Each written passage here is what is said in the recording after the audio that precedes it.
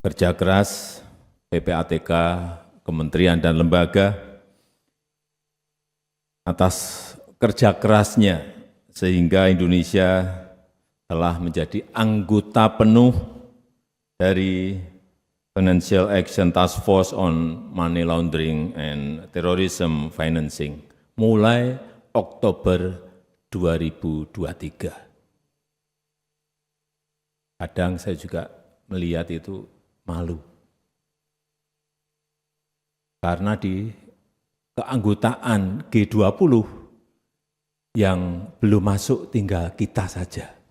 Yang lain sudah diterima sebagai anggota penuh FATF. Sehingga ini memang kita harus tepuk tangan untuk kerja keras PPATK dan kementerian lembaga, karena ini bukan hal yang mudah untuk bisa diterima. Karena ini merupakan pengakuan dunia internasional atas efektivitas regulasi kita, atas efektivitas koordinasi kita, atas efektivitas implementasi di lapangan terhadap anti pencucian uang, dan juga pendanaan terorisme di negara kita Indonesia.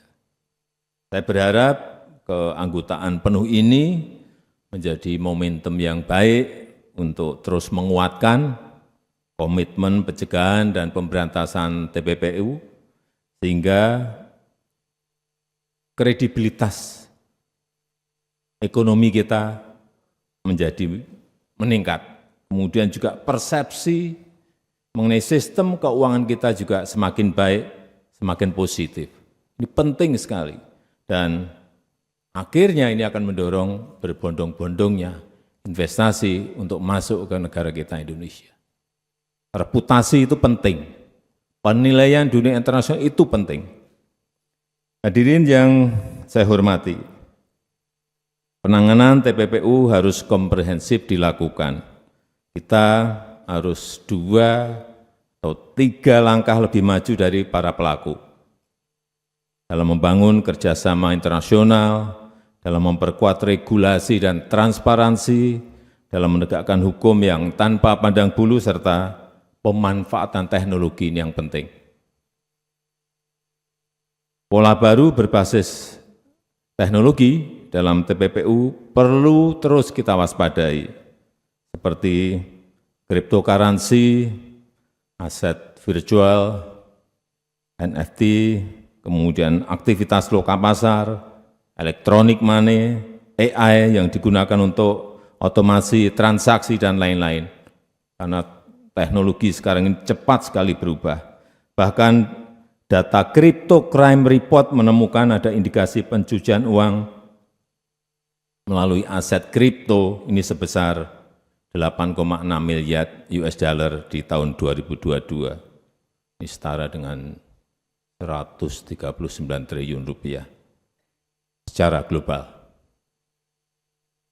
Bukan besar, tapi sangat besar sekali.